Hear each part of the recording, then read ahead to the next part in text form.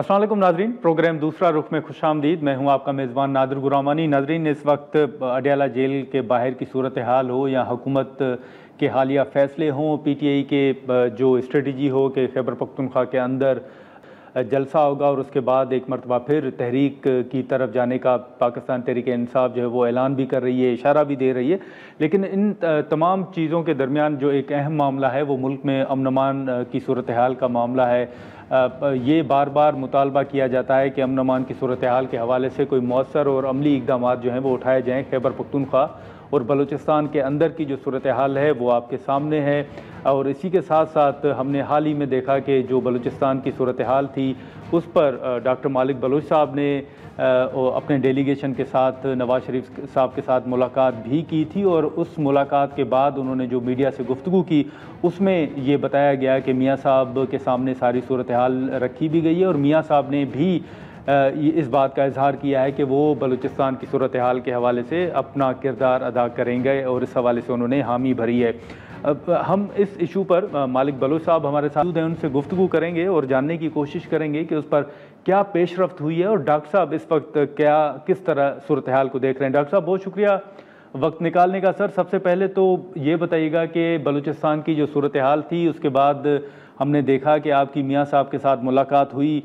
Sir, क्या पेशरफ्त हुई है? कोई अभी तक कोई जवाब आया या इस हवाले से कोई मज़ीद गुफ्तगू हुई है या वही गुफ्तगू वहीं तक है जब आपने मुलाकात की और उसके बाद एक मीडिया से गुफ्तगू में जो आपने आगाह किया था? शुक्रिया साहब। लेकिन मैं सबसे पहले जो इस वक्त मुल्क में क्लाइमेट चेंज की वजह से जो तबाहियाँ हुई हैं, जो लोगों के घर उजड़े हैं, जो लोग शहीद हुए हैं, चाहे वो GB हो या पंजाब हो या सिंध हो, अब हमारी तरह भी आ रहा है, उन तमाम लोगों के साथ मेरी दिली हमदर्दी है। और मेरी अल्लाह ताला से दुआ है कि वो मज़ीद जो है ना अज़ाबों से बचे। जहाँ तक बलूचिस्तान की सूरत हाल की ताल्लुक़ है, वो तो इस वक्त मैं समझता हूँ कि रोज़ बरोज़ ख़राब हो रहा है। अभी रिसेंटली आपको याद हो गया कि BNP का जो जलसा था सरदार अख्तर मेंगल साहब का, जो हमारे बलूच काहिद सरदार अताउल्लाह की बरसी के सिलसिले में थी, उस पर खुदकुश हुआ और 17 के करीब हमारे कारकुन शहीद हुए और 35-40 के करीब ज़ख्मी हुए। तो मैं समझता हूँ कि बलूचिस्तान के हालात जो है ना, वो इंटीरियर में हो या क्वेटा हो या मतलब ऑलमोस्ट ऑल दी बलूचिस्तान, वहाँ पे हमारी लैंड ऑर्डर की सिचुएशन ठीक नहीं है और ठीक होने के इम्कानात भी मुझे नज़र नहीं आ रहे हैं, फ्रैंकली टेलिंग यू, कि क्योंकि अभी तक हमने वो मेजरमेंट नहीं की जो ज़रूरत थी। अलबत्ता मियाँ साहब के साथ के पास गए, फिर यहाँ जरदारी साहब और वज़ीर आज़म शहबाज शरीफ साहब भी आए थे। तो हमने उनसे कहा कि जी आप लोग आओ, बैठो यहाँ पे, इस मसले को एड्रेस करो। मौलाना फजल रहमान साहब से हमने रिक्वेस्ट की थी कि आप एक जय्यद पॉलिटिशियन हैं, बलूचिस्तान में आपकी असर रसूख है, लेकिन अभी तक मतलब वो जो हमारी ख्वाहिश है कि गवर्नमेंट इनिशिएटिव ले ले, ठीक है ना, चीज़ों को ठीक करने में, वो हमें नज़र नहीं आ रहा है। लेकिन सर, जो फिर आपकी मियाँ साहब के साथ मुलाकात हुई थी तो आपने तो कहा था कि वो उन्होंने हामी भर ली है कि वो अपना किरदार अदा करेंगे। जी, उस वक्त उसने मुझे कहा था कि मैं अपना किरदार अदा कर लूँगा और मैंने कहा जी आप आ जाएं, बैठ जाएं यहाँ पे, जो स्टेक होल्डर्स हैं यहाँ के लोगों को बुलाएं और आप इस्टेब्लिशमेंट से बात कर रहे हैं, मौजूदा हुकूमत से बात कर लें कि आप हर चीज़ का जो है ना मसले का हल गोली नहीं है, इसमें बीच में भी रास्ते निकल सकते हैं। और लेकिन अनफॉर्चुनेटली शायद उसकी मसरूफियात थी जो नहीं आ सका। तो मैं समझता हूँ कि आज भी ज़रूरत है कि पाकिस्तान की लीडरशिप अक्रॉस द बोर्ड तमाम पार्टियों की बलूचिस्तान के इशू पे सर जोड़ के बैठ जाए, क्योंकि हमारे हालात ठीक नहीं हैं। जो भी ब्रीफिंग देते हैं ठीक है, मैं ज़ाती सूरत में, क्योंकि मैं ख़ुद इंटीरियर में मैंने अभी 20-25 दिन गुजारे हैं, जो मैं महसूस करता हूँ कि रोज़ाना खून खराबा हो रहा है दोनों जानब से, रियासती अदारों की जानब से और मिलिटेंट की जानब से।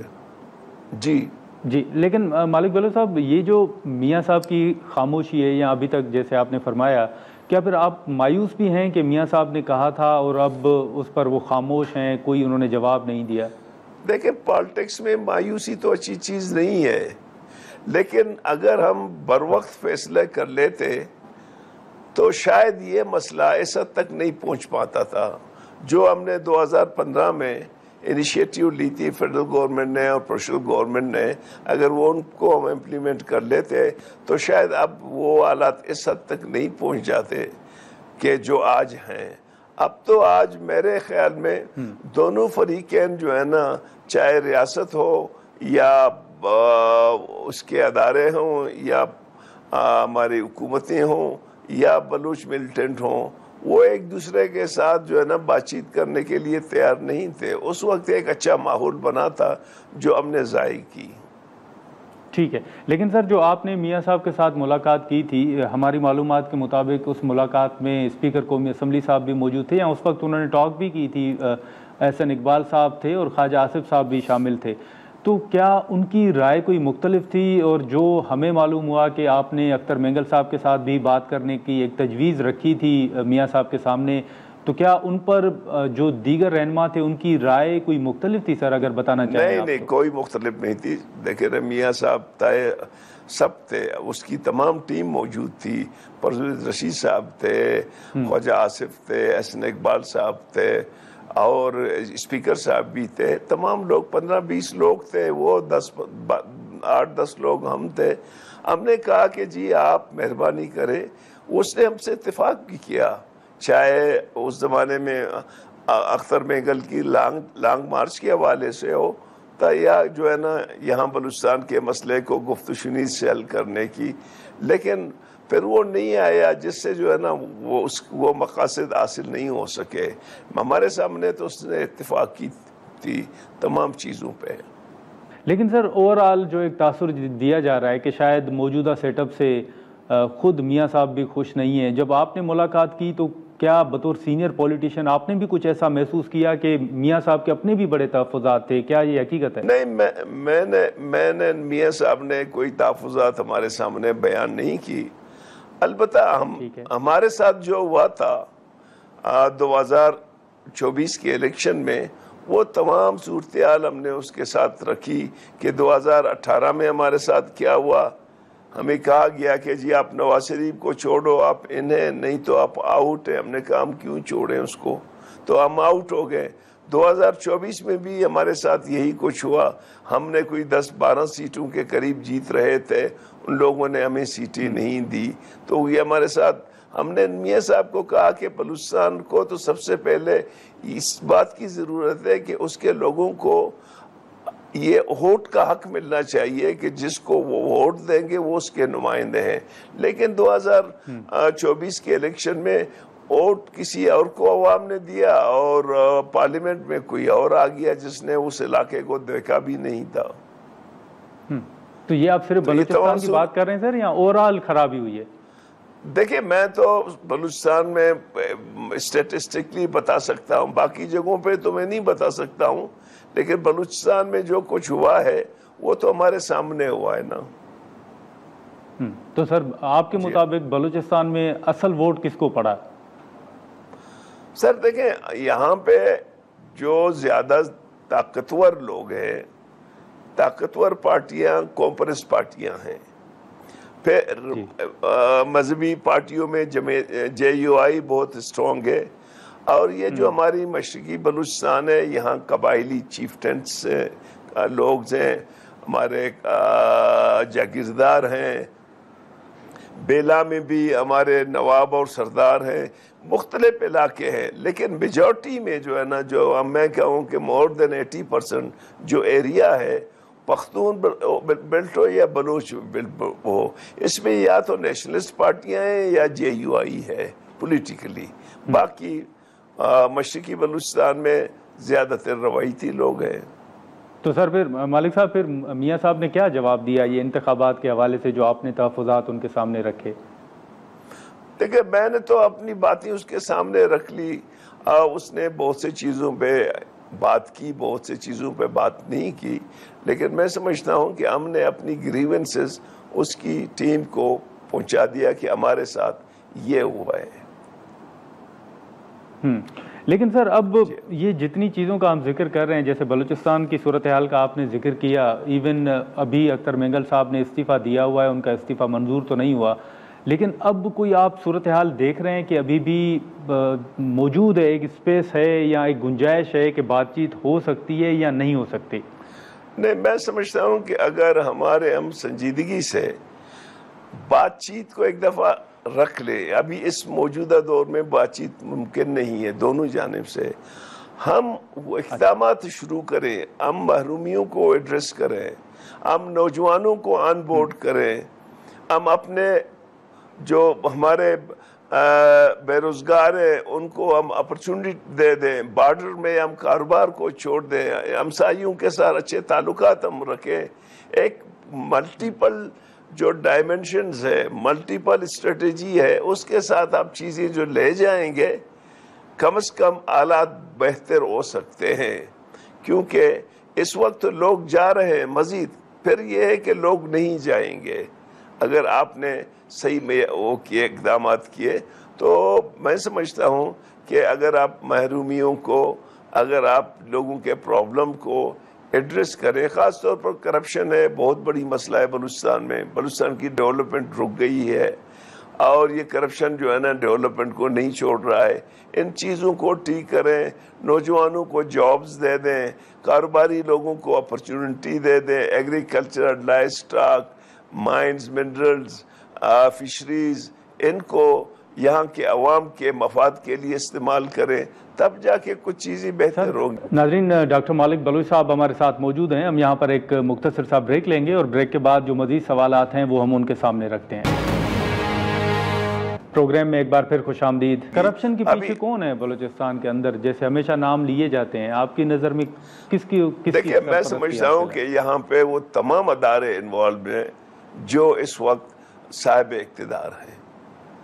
हाँ ठीक है, लेकिन सर अब जैसे अख्तर मेंगल साहब के हवाले से आपने जिक्र किया, जो वाक़या पेश आया, उस हवाले से फिर सूबाई हुकूमत का भी एक मौक़िफ़ सामने आया कि हमने टाइम, एक फ्रेम जो है वो एक बताया हुआ है, एक टाइम कि इस टाइम तक अगर जलसा करना है, कोई गैदरिंग करनी है तो उसके बाद आप ना करें। तो इस हवाले से जो सूबाई हुकूमत का मौक़िफ़ सामने आता है, आप समझते हैं कि वो ठीक है और उस पर अमल होना चाहिए? नहीं, मैं समझता हूँ कि जो सूबाई हुकूमत कह रहा है, अगर उनको पता है कि यहाँ पे गड़बड़ होने वाली है तो वो उसको रोके ना, बजाय ये कि जो वो है ख़राबी है पॉलिटिकल पार्टीज़ के जो है ना सर पे फेंके। वो बिल्कुल जो है ना जब उनको पता था ये कुछ हो रहा है तो वो जो है ना उनको रोक ले सकते थे। लेकिन बात ये है कि अब हमने फिर जब हड़ताल दी, उस हड़ताल में तो हमने कुछ नहीं कहा ना, वो एक सिंपल अवाम का जज्बात था और बलूचिस्तान में इस किस्म का जो है ना पहिया जाम और हड़ताल कभी नहीं हुआ। लेकिन उसमें भी सरकार ने 200-250 लोग जो है ना अरेस्ट किए। फिर ये अच्छा हुआ कि उसने रियलाइज़ किया, फिर इनको छोड़ दिया। तो मैं समझता हूँ कि चीज़ों को अगर हम एक दूसरे को समझाने, क्योंकि इस वक्त बलूचिस्तान के जितने नेशनलिस्ट पार्टियां हैं इंक्लूडिंग पीटीआई, वो तमाम इस जलसे जुलूसों में हम ऑन बोर्ड थे। तो जब ये इकट्ठे होंगे तो अवाम की रद्द-ए-अमल तो आएगी ना। लेकिन सर ओवरऑल, जैसे आपने शुरू में जरदारी साहब का, प्राइम मिनिस्टर साहब का जिक्र किया, सर ओवरऑल आप वफाकी हुकूमत की पॉलिसी हो या फैसले हों, आप उससे मुतमईन हैं? जो हुकूमत दावा कर रही है कि मकबूलियत में इजाफा हो रहा है या हुकूमत का नैरेटिव मजबूत हुआ है, पीटीआई का कमज़ोर हुआ है, आप सर इत्तफाक करते हैं मालिक साहब? देखिए, मैं हुकूमती पॉलिसियों से बिल्कुल इत्तफाक नहीं करता हूँ। मैं समझता हूँ कि हुकूमत को जमहूरी अंदाज पे सोचना चाहिए और पार्लियामेंट को बालादस्त रखना चाहिए, मीडिया को आज़ाद रखना चाहिए, जुडिशरी को आज़ाद रखना चाहिए। और जो ये पोलराइजेशन है पॉलिटिकल पार्टीज़ में, मतलब मैं आज भी इसके हक में हूँ कि गवर्नमेंट को पीटीआई के साथ मुज़ाकरात करना चाहिए और पीटीआई को हुकूमत के साथ मुज़ाकरात करना चाहिए ताकि ये मसले डिफ्यूज़ हों। कन्फ्लिक्ट में अमूमन उन लोगों को फ़ायदा पहुंच जाती है जो जमहूरी नहीं है। मैं समझता हूं कि फेडरल गवर्नमेंट को हर लेवल पे अपने आप में रिफॉर्म लाने की ज़रूरत है। सर एक आखिरी, मालिक साहब माजरत आपकी बात काट रहा हूँ, एक सर आखिरी सवाल होगा कि ये जो इस वक्त यास्मीन साहिबा हों या दीगर कैदी हों, उस हवाले से हुकूमत तो कहती है कि वो इन 9 मई के केसेस में वो कैद हैं, अदालत का फैसला है, लेकिन आप समझते हैं कि वाकई जो एक पीपल्स पार्टी का नैरेटिव रहा है या मियाँ साहब का नैरेटिव रहा है कि कोई सियासी कैदी नहीं है, आप समझते हैं कि मौजूदा हुकूमत के दौरान कोई सियासी कैदी नहीं है? मैं देखो इत्तेफाक नहीं करता हूँ, ये सारे सियासी कैदी हैं और इनको सियासी बुनियादों पे डील करनी चाहिए। मैं इख्तिलाफ रख सकता हूँ पीटीआई से, उसकी लीडरशिप से, लेकिन मैं कहूँगा कि वो पाकिस्तान पीटीआई एक पॉलिटिकल पार्टी है, उसके सरबराह भी पॉलिटिकल। तो आपके मुताबिक खान साहब सियासी कैदी हैं सर? मैं समझता हूं कि वो सियासी कैदी है मेरी नुक्ते नज़र में। मैं तो क्योंकि मैं सफ़र कर चुका हूं, हम नाकर्दा गुनाहों की वो हमने भुगते हैं, जेलों में गए हमारे कायदीन, एब्सकॉन्ड रहे हैं। मैं समझता हूं कि चीज़ों को इस मुल्क में जमहूरियत बाहमी अफाम व तफहीम से आएगी, चाहे पीटीआई हो, क्योंकि जब पीटीआई जो है ना इक़्तिदार में था उसका किरदार भी ठीक नहीं था ना, उसने भी सबको पकड़ के जेल में डाल दिया। मुस्लिम लीग हो, नून हो, फलाना हो, उसका भी रवैया जो है ना, ये जो हमारे यहाँ जो पोलराइजेशन है, पॉलिटिकल पोलराइजेशन, इंस्टीट्यूशनल पोलराइजेशन, इसको ख़त्म होना चाहिए और मुल्क को सही मानों में आइन के मुताबिक चलना चाहिए। चल ठीक है डॉक्टर मालिक बलोच साहब, बहुत शुक्रिया सर वक्त निकालने का, थैंक यू सो मच। नाजरीन, मालिक बलोच साहब की गुफ्तगू आपने सुनी। हम यहाँ पर एक मुख्तसर सा ब्रेक लेते हैं और ब्रेक के बाद गुफ्तगू को आगे बढ़ाते हैं। प्रोग्राम में एक बार फिर खुशामदीद। नाजरीन, डॉक्टर मालिक बलोच साहब की गुफ्तगू आपने सुनी, लेकिन हाल ही में जो सुप्रीम कोर्ट बार एसोसिएशन के ऊपर तनकीद की गई, या मुस्तफ़ा नवाज खोखर साहब ने एक सुप्रीम कोर्ट में दरख्वास्त भी दायर की गई, और 26वीं आईनी तरमीम के हवाले से जो आरा सामने आती हैं उस पर वकला बरादरी के ऊपर ज़रूर एक तनकीद होती है, बार एसोसिएशंस के ऊपर एक तनकीद होती है। इस वक्त मियाँ रऊफ़ अता साहब हमारे साथ मौजूद हैं, उनसे हम गुफ्तगू करेंगे और जो तनकीद होती है वो सवालात हम उनके सामने रखेंगे और उनका मौक़िफ़ जानने की कोशिश करेंगे। मियाँ रऊफ़ साहब, बहुत शुक्रिया वक्त निकालने का। सबसे पहले तो ये बताइएगा कि जो 26वीं आईनी तरमीम हुई या उसके बाद बार एसोसिएशंस के हवाले से एक बात हो रही है, मुस्तफ़ा नवाज खोखर साहब के बयानात हों या दीगर रहनुमाओं के, वो कहते हैं कि बार एसोसिएशंस का, वकला का वो रोल जो माजी में रहा है वो नहीं रहा, शायद कंप्रोमाइज़ हो चुकी हैं बार एसोसिएशंस। ख़ास तौर पर आपका जिक्र होता है सुप्रीम कोर्ट बार एसोसिएशन का। आप किस तरह इस पर रिस्पॉन्ड करेंगे जो तनकीद इस वक्त बार एसोसिएशन के ऊपर हो रही है? ये किस किस्म की तनकीद हो रही है? सुप्रीम कोर्ट बार एसोसिएशन जो है, जो उसका अपना बार एसोसिएशन के अपने रूल हैं, जो कायदे ज़ाबित हैं, उसके मुताबिक अपने फ़राइज़ अंजाम दे रही है। और सुप्रीम कोर्ट बार एसोसिएशन जो है पाकिस्तान की इंडिपेंडेंट बार है, campaigner of the fundamental right है और कंपेनर ऑफ द जो है सुप्रीमेसी ऑफ द कॉन्स्टिट्यूशन है, उसकी कंपेन हमेशा चलाती रही है। ये महज कोई अगर कोई सियासी पार्टी या सियासी लोग अगर इस चीज़ को चाहते हैं कि हम उनके एजेंडे पे काम करें, ये सवाल ही पैदा नहीं होता हम किसी के एजेंडे पे काम करेंगे। हम इंडिपेंडेंट ऑफ जुडिशरी के लिए और प्रोटेक्शन ऑफ द कॉन्स्टिट्यूशन के लिए और इन तमाम जहाँ भी कोई बुनियादी हकूक़ के मुतासर हो रहे हैं, सुप्रीम कोर्ट ने, आप हमारी प्रेस रिलीज जाके चेक करें, वहाँ पर हमने आवाज़ उठाई है वहाँ पर, और अपनी आवाज़ भी मौसर अंदाज से मैंने इसमें उठाई है। अभी अदलिया का अदालती साल जब शुरू हुआ उसमें मेरी स्पीच देखें जाके, उसमें पूरी स्पीच जो मैंने उसमें दी है वो मौजूदा हालात के तकाज़ों को मद्देनज़र रखते हुए मैंने अपनी तकरीर का आगाज़ वहाँ पर किया है।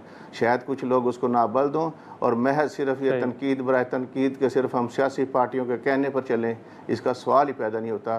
सुप्रीम कोर्ट अपने वकला की मंशा के मुताबिक और अपने आइन पाकिस्तान की जो उसमें फंडामेंटल बुनियादी हकूक़ जो दर्ज हैं उसमें उसके तहफ़्फ़ुज़ के लिए इंशाअल्लाह फ्रंट लाइन पे खेलती रहेगी। हाँ, लेकिन मियां रऊफ़ साहब, ये जो 26वीं आईनी तरमीम के बाद जो मुख्तलिफ सियासी जमातों के बयानात सामने आते हैं कि अब शायद अदलिया के ऊपर कोई दबाव है, बतौर सीनियर कानूनदान या सदर आप किस तरह सर इस पर रिस्पॉन्ड करेंगे? आप वाकई देख रहे हैं कि कोई दबाव है? ये देखें 26 आईनी तरमीम जो है सिर्फ 1 साल हुआ है जब तकसीम या क़याम पाकिस्तान से लेकर और 26 तरमीम के पास होने तक क्या अदलिया आज़ाद थी? क्या माजी के फैसला जात आप उनका मुताला करें बारीकबीनी से, आपको पता चलेगा क्या उस वक्त अदलिया आज़ाद थी। ये महज 26 तरमीम को एक अपनी आर्ट बना के अदलिया पे तनकीद करना ये मेरा ख्याल मुनासिब नहीं है। 26 तरमीम के बाद भी अदलिया ने, आप सिर्फ समर वेकेशन में देखें, चारों बेंचेस में, चारों रजिस्ट्री में जिधर सुप्रीम कोर्ट की यहाँ ब्रांचेज मौजूद है, वहाँ पर छुट्टियाँ होने के बावजूद भी हमारे सुप्रीम कोर्ट के जजेस ने वहाँ जाके मुकदमात की समाअत की। और ख़ासकर लाहौर में जाकर देखें, जस्टिस मोहम्मद आशिम काकड़ की सरबराही में और जस्टिस अली बाकर नजवी साहब और मलिक शहजाद साहब की आदत में तकरीबन 260 मर्डर केसेस का उन्होंने वहाँ पर फैसला किया है वहाँ पर, और 2022 तक तकरीबन ये फौजदारी केसेस को वहाँ पर उसकी पेंडेंसी को लेकर आए हैं। इतना ज़्यादा ये काम करने के बावजूद उसकी क्यों पजीराई नहीं होती, उनकी खूबियों को क्यों उजागर नहीं किया जाता? सिर्फ महज है कि अगर सियासी जमातें आके सिर्फ अपने एजेंडे के लिए जो एक इदारे को बावकार इदारे की बेतौकीरी करने के लिए महज अपने सियासी एजेंडे की तकमील के लिए इस तरह के हथकंडे इस्तेमाल कर लें, मैं उनकी मजम्मत करता हूँ उनकी। नहीं तो क्या आप इत्तफाक करते हैं कि मतलब आपके कहने का मतलब ये है कि ना अदलिया माजी में आज़ाद थी और ना अब है? देखें 26 तरमीम के मैं फ़ायदे अगर बयान करना शुरू कर दूँ आपको, पहली दफ़ा हुआ है कि आम जो वकला थे और रिमोट एरिया से उनको अदलिया में नुमाइंदगी दी गई है। आप चारों हाई कोर्ट्स में जो फ्रेश एलिवेशन हुई हैं आप उनका जाके ज़रा चेक करें जाके, आपको मालूम होगा अदलिया तहरीक के दौरान भी जब उसके अख्ताम पधरी उसके बाद जो अदलिया तश्कील दी उसमें आम जो चैम्बर के जो मखसूस चैम्बरों के लोग थे उनकी एलिवेशन हुई थी। पहली दफ़ा ऐसा हुआ है कि मुख्तलिफ और रिमोट एरिया से, मैं बलूचिस्तान के देख लें वहाँ पर चागी से नुमाइंदगी दी गई है, वहाँ से कला से नुमाइंदगी दी गई है, पेशीन से नुमाइंदगी दी गई है, इसी तरह सिंध में देखें लाड़काना से नुमाइंदगी दी है, सखर में नुमाइंदगी दी गई है, खैरपुर से नुमाइंदगी दी गई है। ये बहुत सारे रिमोट एरिया से पहली दफ़ा है कि वकला को नुमाइंदगी दी है, वरना माजी में तो मखसूस लोगों को सिर्फ एक एलीट क्लास थी जो सिर्फ उनको नुमाइंदगी दी जाती थी। अच्छा, ये बताइएगा कि अब जो 27वीं आईनी तरमीम के हवाले से बात हो रही है, मुख्तलिफ वुज़रा ने ये इस बात को कन्फर्म किया है कि 27वीं आईनी तरमीम लाई जा सकती है और आ सकती है इसी पार्लियामेंट की मुद्दत के दौरान। क्या ऐसी कोई मूव आप देख रहे हैं, और अगर 27वीं आईनी तरमीम आती है तो supreme court bar association support करेगी? ये देखें, कोई भी ऐसी तरमीम जो अदलिया के तहफ़्फ़ुज़ के लिए हो तो उस पर तो गौर किया जा सकता है, लेकिन अगर अदलिया की पाबंदी जिसमें हो, जिसमें अदलिया के अख्तियारात कमी हो या उसमें कदगन लगाई जाए उसकी आज़ादी पर, बार कभी भी उसका सपोर्ट नहीं करेगी। और ये महज अभी क्या सराहियाँ हैं कि 27वीं तरमीम आ रही है, लेकिन इस सिलसिले में ना तो अदलिया कोई ऐसा इदारा है कि जिससे मशावरत की जाए, ये पार्लियामेंट का अख्तियार है और पार्लियामेंट ही अपनी अख्तियार रखती है कि वो किसी आइन में तरमीम कर सके, उसमें उसका तरीक़ा का दर्ज है। अगर वो तरमीम लाना भी चाहते हैं उससे पहले अगर बार एसोसिएशन देखती है कि वो बुनियादी हकूक़ के ख़िलाफ़ है या आइन के बुनियादी ढांचे में जो उसकी रूज में दर्ज है अगर उसके भी ख़िलाफ़ है तो हम बहुत भरपूर मज़ामत भी उसकी करेंगे। ठीक है, लेकिन ये जो खतूत लिखे जा रहे हैं सर, ये अब मीडिया में रिपोर्ट भी हो रहे हैं, आप कोई डिवीज़न देख रहे हैं, कोई इख्तिलाफ़ात देख रहे हैं इन खतूत को मद्देनज़र रखते हुए?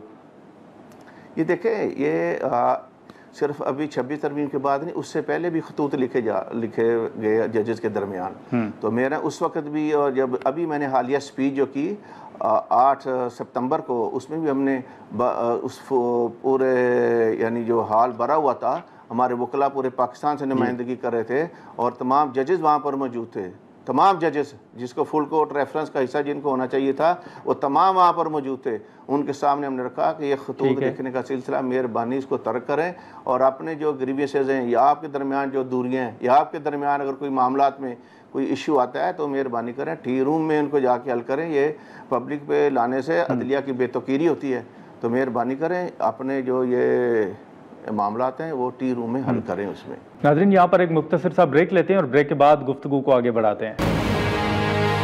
वेलकम बैक नाजरीन। सर, पीटीआई की दरखास्तें हों या हाल ही में जो मुस्तफ़ा नवाज़ खोखर साहब ने दरख्वास्त दायर की, फिर उन पर उनका मौक़िफ़ भी सामने आया, 26वीं आईनी तरमीम के हवाले से फुल कोर्ट तश्कील देने के हवाले से जो बात की जा रही है, आप जो बयानात हाल ही में दिए गए, आप क्या राय रखते हैं उन पर? मेरी बात सुने, किसी की दरख्वास्त है ना हर किसी का के अदालत खुली है हर साइल के लिए, हर कोई दरख्वास्त दे सकता है, लेकिन अगर दरख्वास्त आइन के मुताबिक होगी तो इंटरटेन होगी और आइन के बरक्स होगी तो यकीनन उसका अंजाम वही होएगा, खारिज हो जाएगी। 26 तरमीम के अंदर जो है जुरिडिक्शन का तयन किया गया, वहाँ पर जो आइनी मामलात हैं वो आइनी बेंच ही समाअत करेगा, उसके बाकायदा आर्टिकल 191A के अंदर उसकी जुरिडिक्शन का तयन हुआ है। अगर कहेंगे 26 तरमीम के अगर केसेस हैं तो यकीनन वो आइनी बेंच ही सुनेगा, फुल कोर्ट उसकी समाअत कर नहीं सकता, क्योंकि 26 तरमीम ना मैंने लाई है, ना चीफ जस्टिस पाकिस्तान ने लाई है, ना उनके मुशावरे से लाई है, ना मेरी मुशावरे से आई है।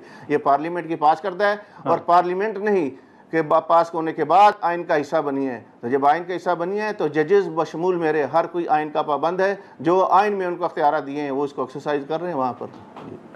ठीक है, लेकिन सर आपने पार्लियामेंट का जिक्र किया, तो पार्लियामेंट के हवाले से तो जो अपोजिशन जमातें हैं वो तो ये इल्ज़ाम आयद करती हैं कि इस तरमीम के दौरान उनके रहनुमाओं को अगवा किया गया या उनके ऊपर दबाव था, वो तो ये इल्ज़ाम आयद करती हैं। अगर वो लिया गया था तो उस वक्त उनको पूरी मज़ामत करनी चाहिए थी, उनके पास वो फोरम मौजूद था। ये जब 26 तरमीम पास हो रही थी उस वक्त तमाम सियासी जमातें मुशावरत कर रही थी।